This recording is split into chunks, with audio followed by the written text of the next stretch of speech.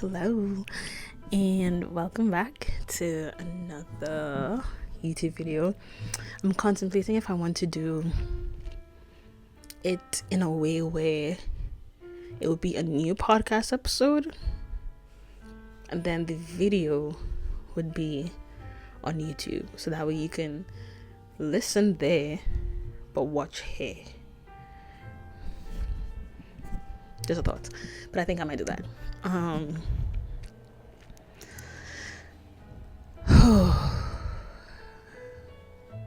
Okay, a lot of thoughts.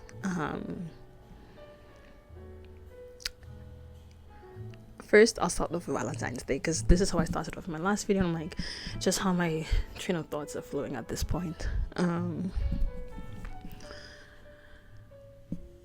Valentine's Day. I am not a huge fan of that day, this day.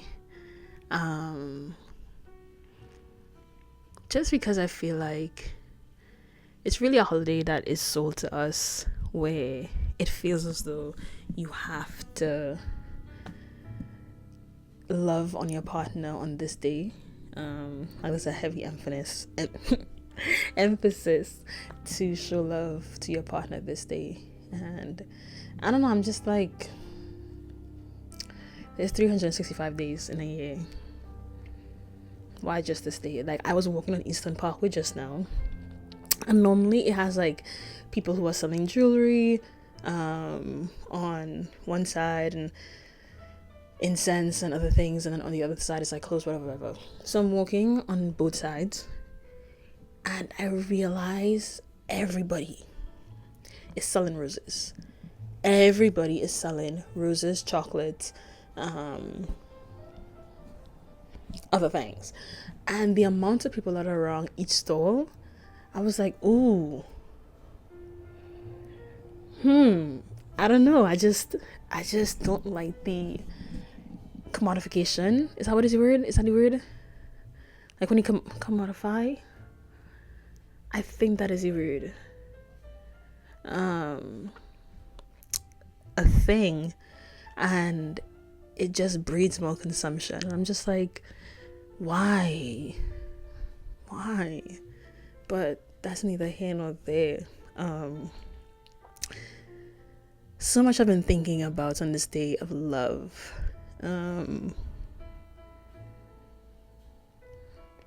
The one thing that has been like circling my mind is the idea of the love that we give ourselves is just a reflection of the love that we want to receive from other people.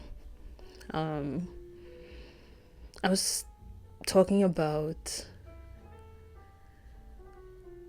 because I made previous videos before this, the ways in which I want to be loved, and I found myself explaining things that I'm trying to do right now for myself, whether that's taking myself out or trying to give myself the things that I've always wanted, being devoted to myself when it comes to my passions. I've been slowly trying to show myself love and devote myself to myself. And I was just thinking, like, that is what I'd want from someone else, plus more. But that should be like the bare minimum, and I know what it feels like to sacrifice the love that you know for self for the love that you think you want from somebody else. Because the person who I was with, I realized I sacrificed a lot of myself to be loved by this person. One of like the biggest things is I wasn't cracking any jokes, and me, I love to crack a little joke.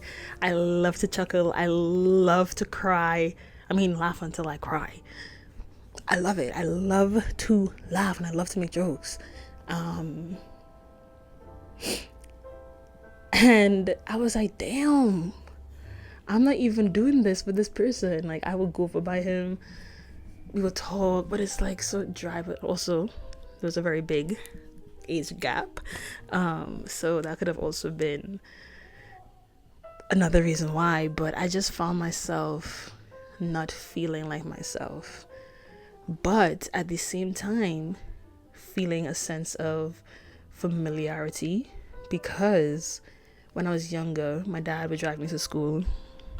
I lived in Chagonas, went to school in Port of Spain, and we had to leave home at a certain time.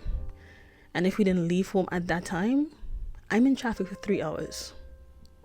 Not one, not two, 3 hours.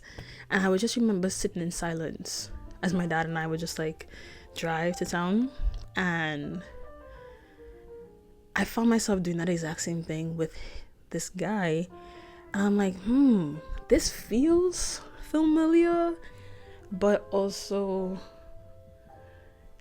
it doesn't feel good.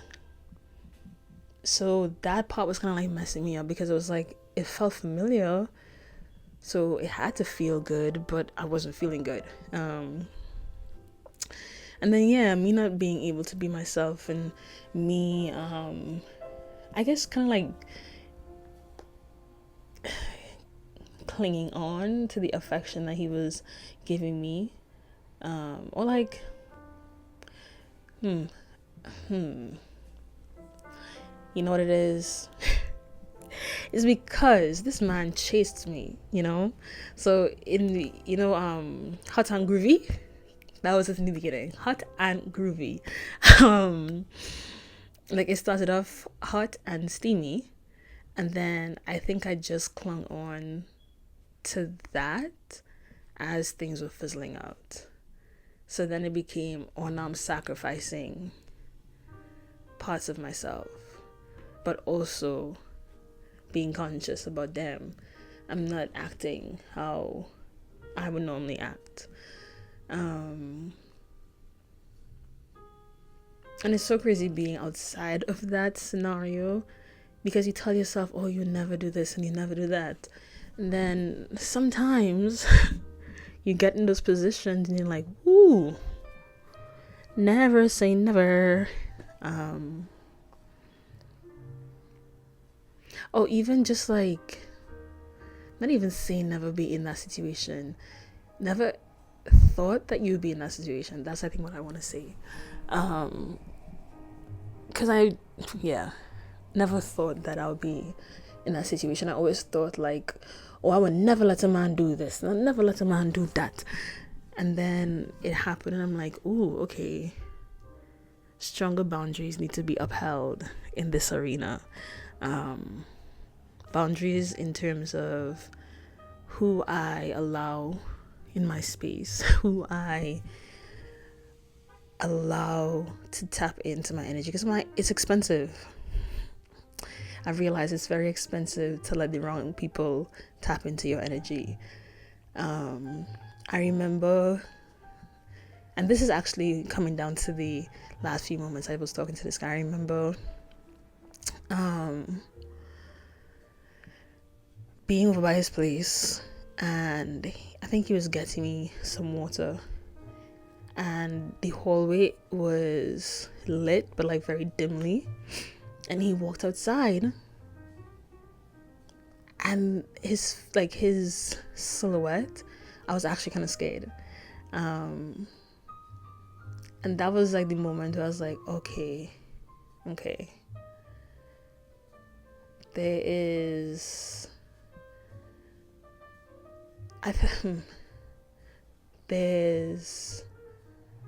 work that needs to be done here. I don't know why I brought that up. Damn, that was like a trail of thought. But I brought that up because after I realized, like, his silhouette, whatever the case is, and how, his energy really changed to the point where, like, Beforehand, there was a veil on my eyes where I wasn't seeing him for like who he really was. But then all the things that happened, all the things we were going through, more and more that veil was chipping away and going away until the last part, like the last time I was like speaking to him, sleeping with him.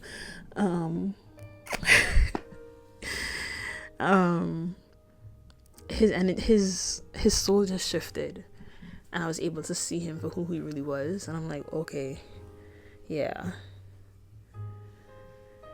Allowing any and everybody to tap into your energy, it can be very dangerous. And that's why I say my energy is very expensive, because the price I pay for letting the wrong people tap in, it hurts me. It hurts me more than anything. But I don't want this to... I don't want to say, but I don't want this... There's another train of thought that has also been like easing the pain of this situation, and honestly not listening to my intuition. Hold on, I have to burp.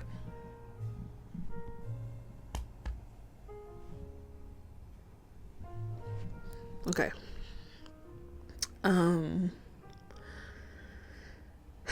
What I learned, and I've said this time and time again, is listen to thyself. Listen to your intuition. Listen to your body. Listen to you, because I paid a very, very hefty price for not listening to my intuition, not listening to how my body reacted when I was in the presence of this man. I'm not making excuses for people's behavior.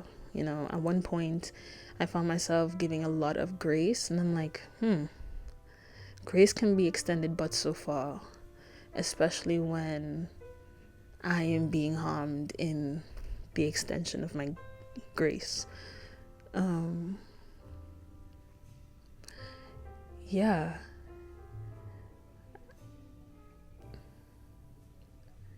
So I've just realized that, one, standing firm on listening to myself, not giving excuses, and realizing that I shouldn't be sacrificing the love from others. Well, I shouldn't be sacrificing the love I want to feel. How do I want to say this? I don't want to sacrifice the love I know to be true for the love I think to be true.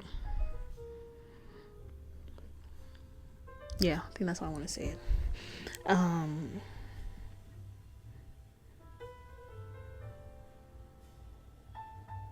Yeah, that's what I want to say.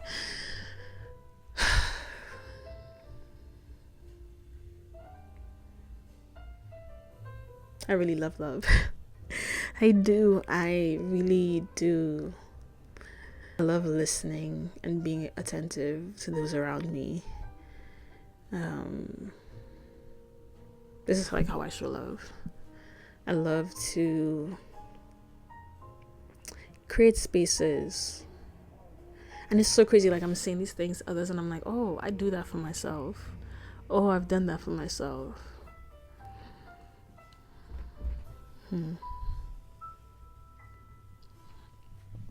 Yeah. Don't sacrifice the love that you know to be true for the love you think to be true. And on that vein of love, I was talking to my friend Angie today, and we were talking about a lot of things. A lot of good things. But since I'm talking about love, one thing I would talk about is not hiding yourself from those around you. We were talking about I can't remember exactly what we were talking about. By the end of it, Angie said, how can I expect people to see me if I don't allow them to see me? And I was like, because oftentimes, like, we're screaming, like, look at me, I want to be seen, I want to be seen, I want to be seen, I want to be heard. But it's like, are you opening yourself up for people to see you and to hear you? And this is really, really me talking to me, because I feel that way. I'm like, damn, look at me, listen to me. But it's like, am I giving people this space to do that? I was talking to Angie and telling her, like, I grew up very like, I have to figure it out for myself. Like, I have to figure out how to emotionally regulate myself. I have to figure out how to get over this hurdle. I remember one point my dad was like, the reason why I tell you to go and, like, figure things out is because I want you to be able to, what did he say? Damn, I can't even remember. But basically, my dad, it was a very big emphasis on, like, me figuring things out. Like, if I was coming to him, I must have, like, some type of knowledge of, like, what I am trying to talk about. Why did I bring this up?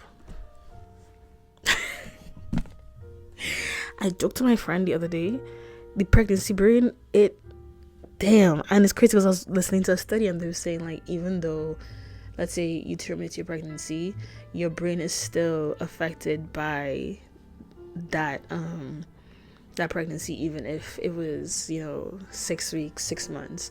And man, I often find myself talking and then immediately thought is gone, nowhere to be found. Oh my gosh. All right, okay, so I was talking about allowing people to see you. Right. I brought that up because I often found myself being very isolated because I didn't want to put the burden on somebody else to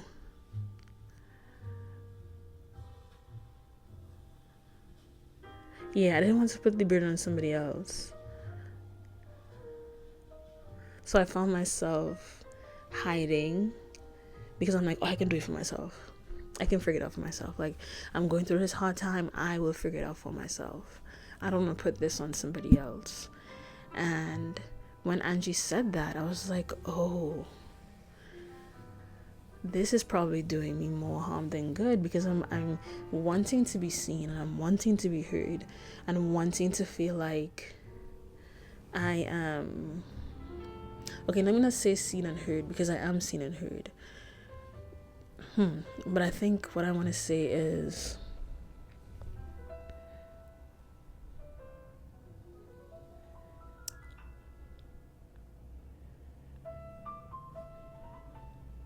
the satisfaction of how I want to be seen and heard, because it feels like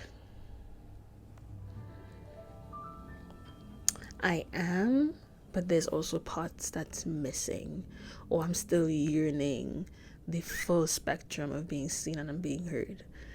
But then I think about it, I'm like, girl, you cry alone. You don't bring people in to cry with you. You hold a lot and try to figure out a lot. Like, I don't think I've ever cried in front of one of my friends. Well, no, recently I have, but like thinking back on it, like 17 and down, or even 19, I don't think I've ever cried in front of my friends. The first time I could actually remember crying in front of my friend was when my godfather went into a coma, and that was like 2 years ago.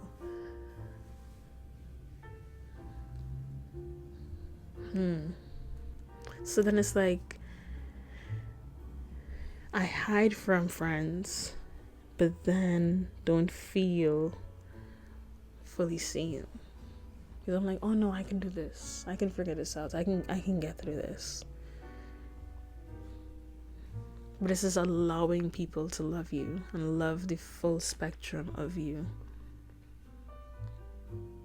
And it's not to say you have to do it all at once, because I'm thinking about it now, I'm like, oh, that's scary. But you can let people in slowly but surely. Talk more often about what is aching you and what is paining you. Allow yourself that space in the friendship on both sides. These are things I'm learning, and these are things I'm trying to implement for myself. Because then it's like, how do you expect to show up for your friends and for your friends to show up for you,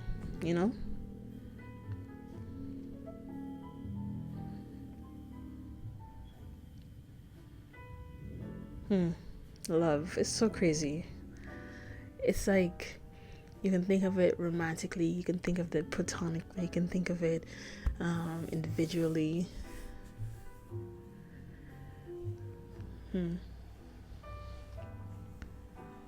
But most important, the love for yourself too.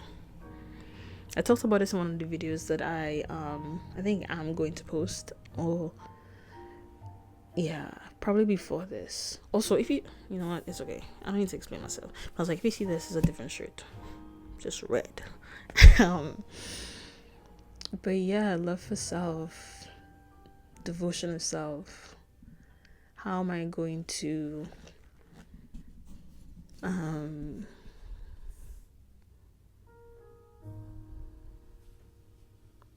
devote myself to myself?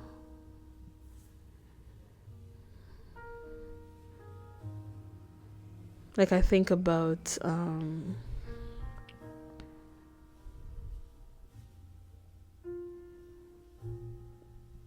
ritualizing things.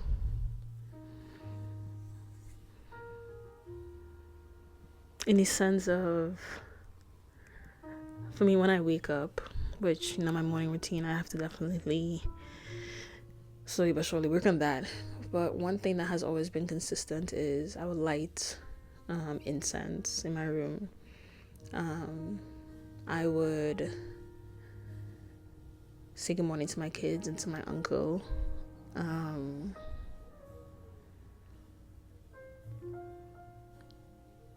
Then after that, I hop on my phone. We're keeping a buck. We're keeping it real. Then maybe journal, then read, watch TV. And then it's like a cycle of those things. And then I would try to think about what video I want to post, or what I want to work on, what ideas I want to work on. And I feel like in those moments, or like when I cream my skin and that time with myself and thinking about my body and thinking about like all it's been through, and really, just thinking about that and showing some love in that way.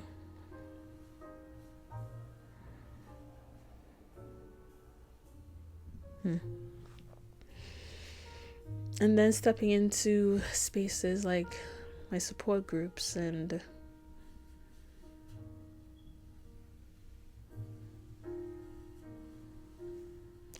just doing the things that I promised myself that I would do to make sure that I'm okay, while devoting myself to myself in those small, ritualistic ways.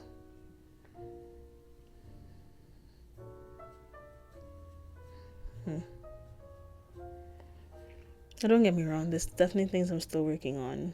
As I'm thinking about it, I'm like, damn, I'm not perfect. My day does not look like that all the time. It don't.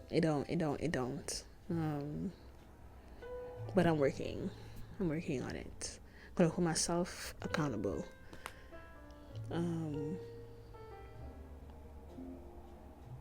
So yeah, I'm not gonna be sacrificing anymore. I'm not gonna be sacrificing once again, I'm not going to sacrifice the love that I know to be true for the love that I think to be true. Because I deserve love. We deserve love. We deserve love that makes our hearts smile. We deserve a love that creates a space for every version of ourselves, light and dark and in between, new and old and far between. We deserve a love that is slow. A love that makes room to grow. A love that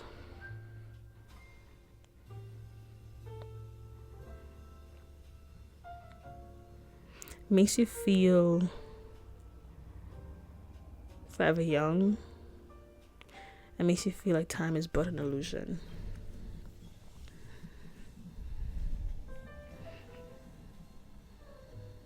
A love that you feel comfortable farting with that person. A love that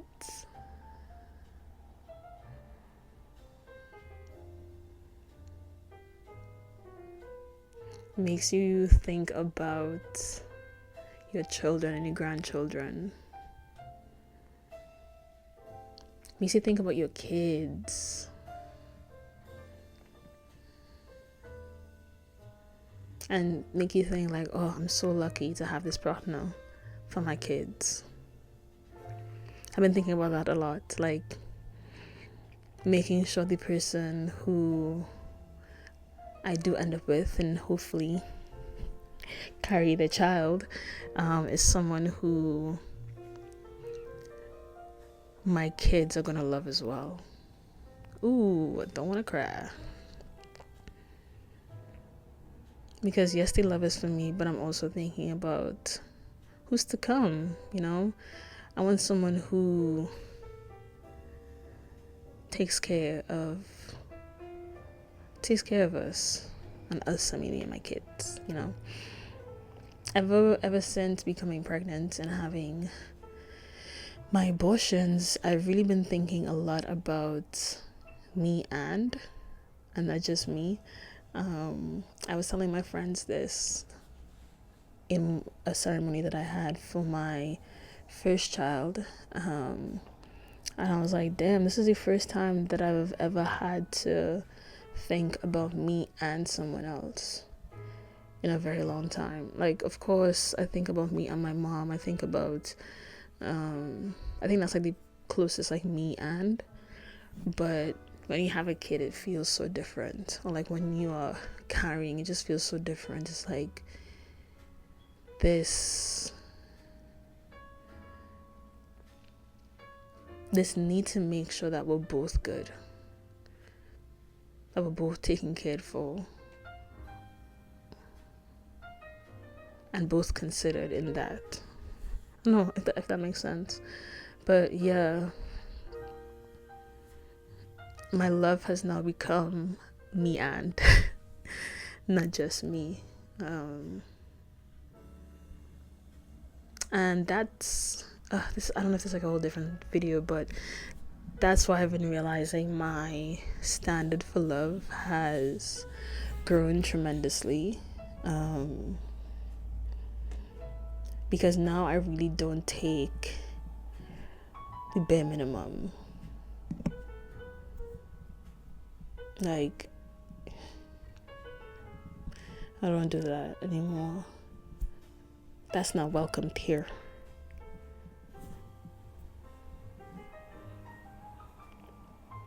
So yeah, happy love day. I'm going to probably continue watching Bob Burgers, if I'm being so honest. I have been loving that show of late. I have a lot of like, I don't know if it's called like hyperfixations, but I focus on one thing at a time most of the times. So if I'm like in something, I'm in that thing. So yeah, peace. Mwah.